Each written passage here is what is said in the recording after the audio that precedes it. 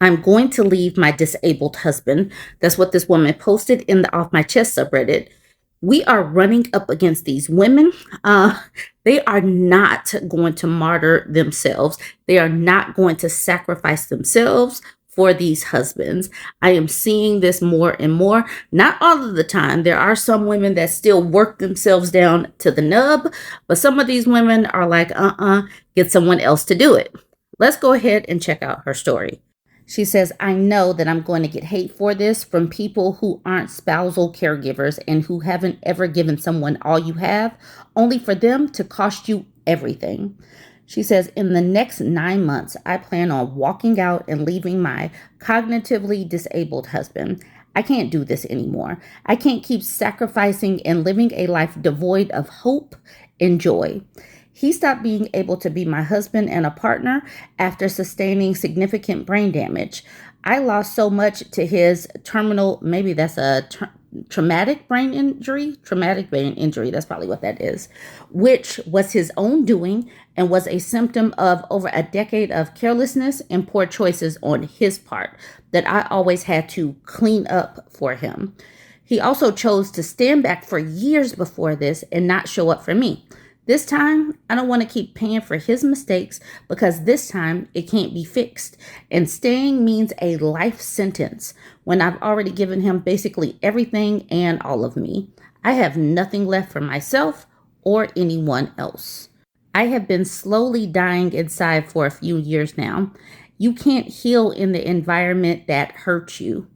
And every day I am reminded of everything that his carelessness has cost me. There is nothing here for me anymore. If I don't leave, I will end up ending my life. So in a few months, after I've saved up and received my settlement from a pending lawsuit, I will grab my bags that I had packed in secret, load them into my car, take my puppy with me, and text my father-in-law that he will need to take over his son's affairs and that I will be back at a later date for some of my belongings. Financially, my husband will be fine as long as someone manages his money for him and our house is already paid for. From this sentence right here, if I don't leave, I will end up ending my life. So she was going to end up ending her life, or she was going to be simply worked to death because she is a caretaker. And caretaker burnout is real. No person should be responsible for this type of thing completely alone. She said that she's going to call her father, text the father-in-law. Where has his family been in all of this? So this third paragraph pretty much tells the story. He wasn't able to even be a partner and a husband because of his own carelessness. He has traumatic brain injury. So she's like, my dude left a long time ago. Why am I going to stick and stay?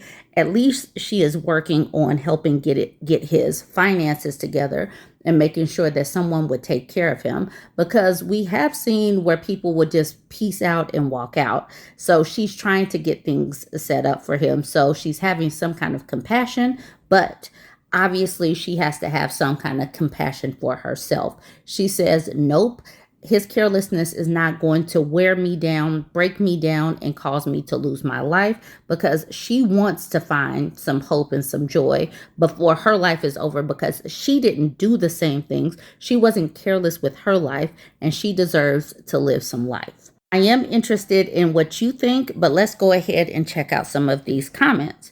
We got Velociraptor saying, I would just try to get all your stuff now. Who knows if your father-in-law will keep any of your stuff if you leave and try to come back for it.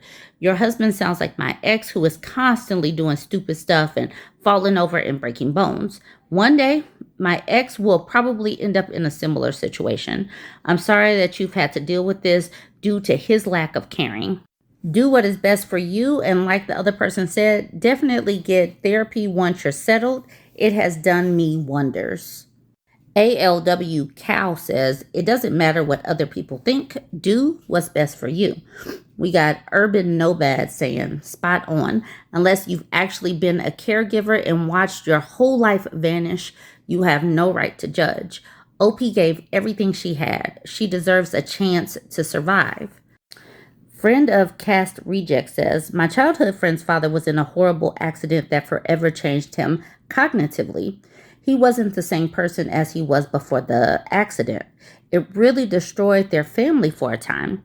I remember her mom being such a kind woman, but you could feel her sadness and stress no matter how much she masked it. My friend's mom stayed with him for 10 years before finally divorcing him and setting him up with professional care. It was the best thing for their family. Everyone, even her dad, seemed happier. We got Sweetie Link saying, good decision. Title is a bit misleading though. You are clearly not just leaving him for being disabled. You're leaving him for being him. Putting so much effort into someone who doesn't deserve it must have been exhausting. Get someone who will appreciate it and good luck. I'm sure she is probably not thinking about dating right now. She's probably, who appreciates it? She will appreciate it. She needs to just pour into herself for a time, heal, try to build herself back up and find some joy and hope and that kind of thing. Not find somebody else at this time, because this is probably a lot to get over. JT1413 says, as someone who did this exact thing in almost an identical situation, husband chronically ill, neurological and physical disability, previously not great partner at times, 18 months ago. You will not regret it. The 18 months haven't been the easiest by any stretch, but the one thing I do not regret was leaving. Be prepared for the relief to be almost instant and feel bad about that for a bit. For me, my life did a 180 in less than 24 hours after it was over, and I never looked back. I would suggest some therapy if you aren't already when you leave, just to come to terms with it all. As I found when I did leave, there was a lot of lasting trauma from the role I had for so long. If you want someone to chat, send me a message anytime. I'm glad that someone who has been through this actually spoke up, because it is important. I do know that she is going to feel some guilt, and that's the reason for therapy. She's going to have to release some of this, because what she is doing is saving herself. She's not going to allow herself to be taken out because of his actions. Here's the OP speaking to that woman. Thank you so much for sharing your experience. I really appreciate it. This decision wasn't made easily nor lightly. And then JT says, no, I didn't expect it to be easy. I privately deliberated for close to 2 years. I sobbed every single day in my car from the feeling. But honestly, the freedom is second to none. There's no other option, as hard as it may be. The situation you are currently in is not living. The stress and illness you must be facing that you don't even realize will melt away when you are away from the situation. Courage and strength. You've absolutely got this. Not sure what this name is. I can Razor saying, Opie, is there a reason you have to leave this way? I understand leaving, but curious why you have to leave like you're a fugitive. Is the money being controlled by his father, and thus the only way you can leave is with the settlement money? And to that she says, no, his father is not really involved. The settlement money is from my own lawsuit against my former employer. Leaving after the settlement will give me more financial stability until I get settled somewhere. My husband receives SSDI, and his dad sends an additional $2,000 a month guilt money because no one visits, including him, and no one tells us when family get-togethers are. So his whole family is just not visiting. That's the reason why this woman is so tired, because his family is like, whew, she got it. I can just breathe. But that $2,000, yeah, he's going to have to figure out how else he's going to chip in physically or something with his own son. I Cancel Razor says, thanks for your response. It still doesn't explain why you want to leave this way. Would your husband be entitled to some of your settlement money and you want to deny it? I suppose what I'm getting at is, why not state up front at some point, well, before you leave, that you are leaving? That gives your husband's family time to properly prepare for someone to care for him or moving him to an assisted care facility. And it also allows you to leave with your head held high and not like you're running. You're leaving because it is right for you mentally and physically. So barring something or someone who would fight you to keep you there or go after your money, I don't see a reason for you to leave like you are the bad person in the story. You gave your all, now you're choosing your peace. I don't think you have to do a surprise dash. And to that, the OP says, This post was more or less a been up all night with my grief and exhaustion post made from a place of extreme emotional desperation. My departure ultimately will be planned out with all the proper people notified and things in place.